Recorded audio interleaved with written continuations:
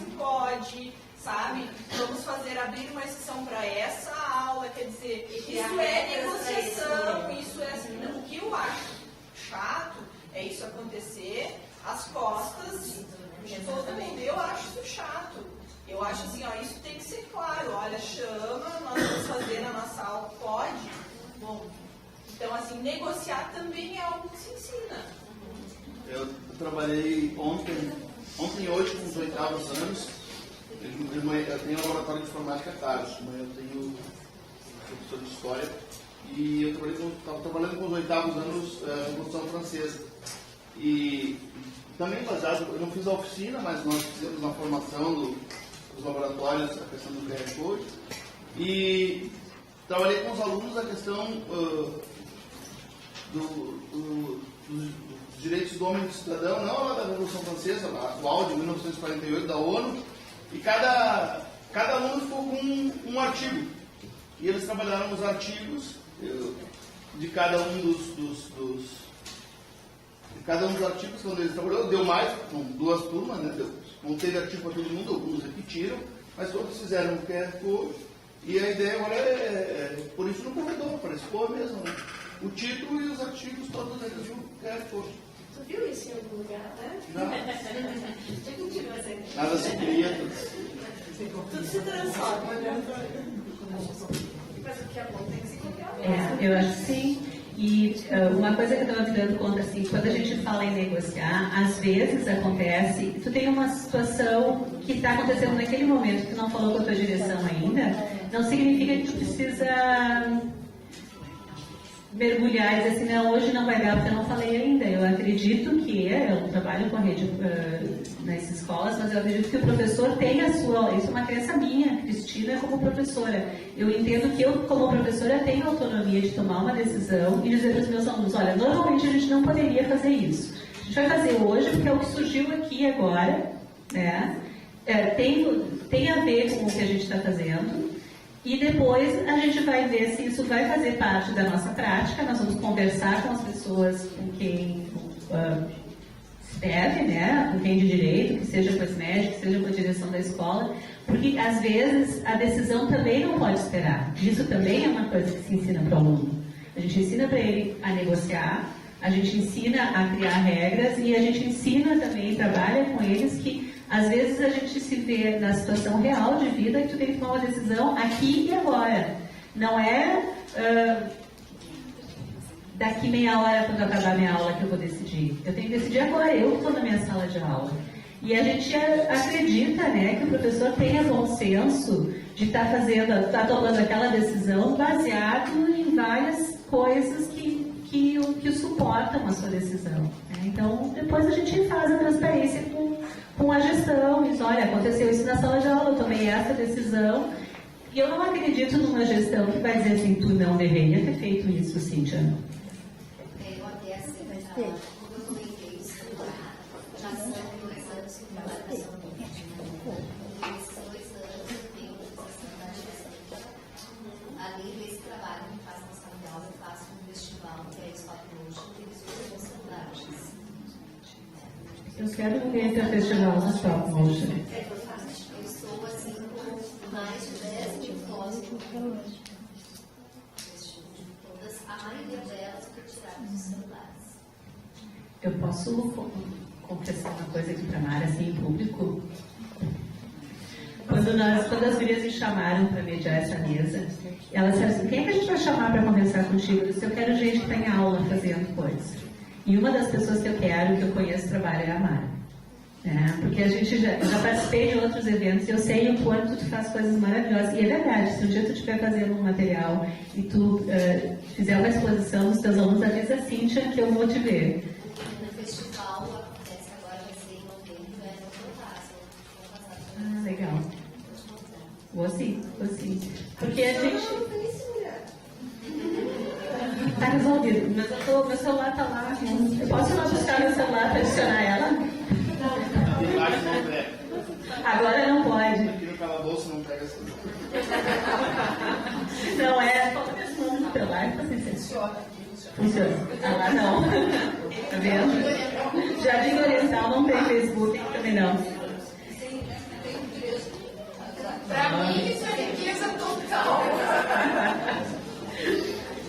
uma coisa que está acontecendo aqui que eu acho que a gente tem que se dar conta são as diferenças de medos e de atitudes, assim. O nosso nativo digital, que ele tem acesso à cultura digital dentro de casa ou via televisão, ele tem essa coisa de não ter medo e é uma característica deles.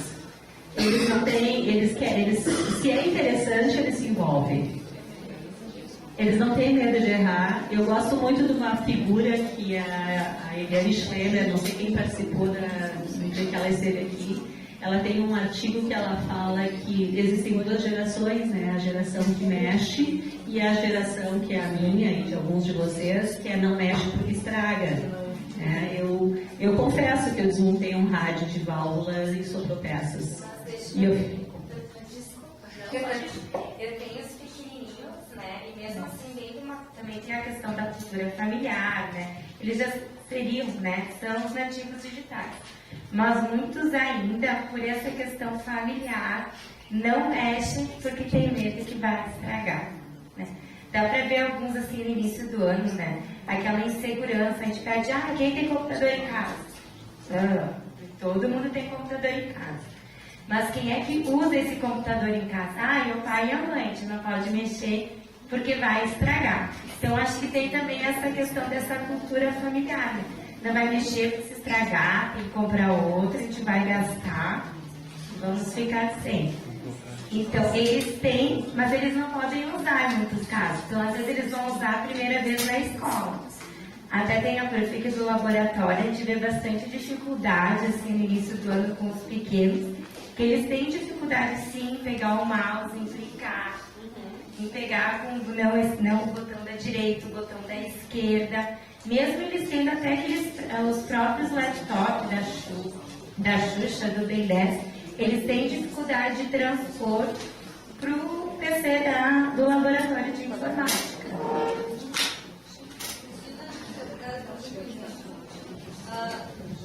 Uma turminha, né? Nós temos 3 alunos de 4 anos.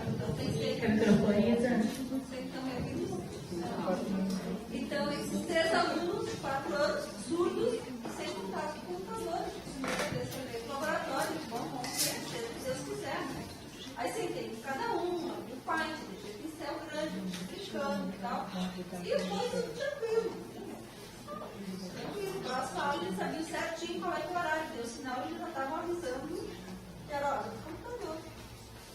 Aí eu fui orientar alguma coisa, o menino olhou para mim.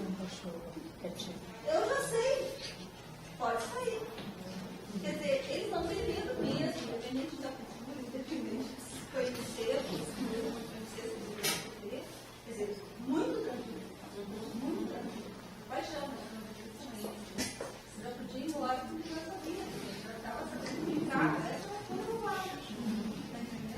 Sabe o que me impressiona nessas coisas? Por mais que ele tenha, aí é uma questão da convivência familiar, de não estragar e tal, mas a gente pode ver, existem vários vídeos no YouTube mostrando as crianças fazendo maravilhas com os tablets, né? E aí, quando eu comecei a estudar esse mundo da cultura digital, eu comecei a ler textos clássicos, né? De quem começou a falar primeiro, nos que não eram da minha leitura como professora de inglês antes. E aí eu me dou conta assim, que isso que tu está falando, Isabel, e que outras pessoas percebem. Você sabe qual foi a primeira vez que alguém falou que as crianças aprendem a usar o computador sozinhas? Em 88 o Papert disse isso. Né? E a gente ainda está patinando, tentando, nos convencendo de que sim, que eles têm essa facilidade, e a gente ainda se impressiona com isso. Né? Eu acho que isso é mais difícil lidar com o professor, que ainda não conseguiu entender isso com o aluno. Exato, a gente ainda tem essa coisa. Acho que a intervenção pedagógica a intervenção pedagógica que faz a diferença, porque o exemplo é a questão do QR Code, por exemplo, que eu trabalhei com os alunos de 8º ano. A maioria deles não conhecia. Até sabia o nome daquele desenho lá da QR Code, mas nem o leitor não tinha no seu celular. Eu falei isso num dia, no outro dia já tinha uns 20 que tinham o leitor instalado, uns que não tinham conseguido instalar, eles não sabiam como é que fazer para instalar. E no laboratório foi assim, ó, no primeiro período eu trabalhei com uma professora do laboratório, eu queria que você não estava por aí, mas não está. E no último período, a filha de uma professora ficou doente, a professora foi embora, a professora do laboratório foi, já durante a aula dela, teve que substituir.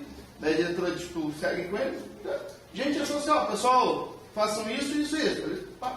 Essa questão da facilidade para operar, eles têm. Agora tem que ter essa intervenção pedagógica, porque se tu não conseguir delimitar o que tu quer exatamente daquilo, né?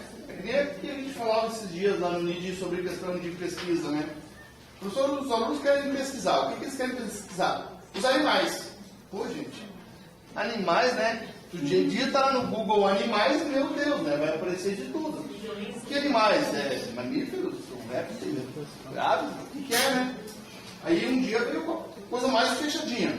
Eles vão pesquisar sobre o elefante. Pois até aí nem eu sabia que tinha 3 tipos de elefantes, né? Eu só conhecia o africano e o asiático. Aí apareceu o pigmeu de Bornéu lá, mais um elefante. Eu digo, pô, mas eu pensei que tinha só 2 elefantes, tem 3, até isso tem que ser tão específico, né? Então tem que ter essa intervenção pedagógica, porque eu acho que é isso que faz a diferença. Os passos depois, isso aí dando os passos para eles, ó pessoal, façam isso, eles vão fazer sozinhos. Mas o que tu está dizendo? Por que a gente não pode aprender com eles também, né? Eu também não sabia que tinha aprendido com eles, aprendi agora. Já ganhou a noite? Eu tenho uma neta de 10 anos e 10 meses. E ela sabe que algumas coisas ela pode só brincar. Outras ela tem que ficar e arrastar. Aí ela não consegue. Aí ela diz pra mim, tu segura o mouse. E ela leva pra frente. Gente, 2 anos e pouco. Isso, então é que eles não sabem. Eles não querem. Vocês falaram, né? Isso te muda, né? Nós somos aqui nos postos, né? Eu tenho que mostrar tudo que eu pensei até hoje para mostrar eles que estão vindo.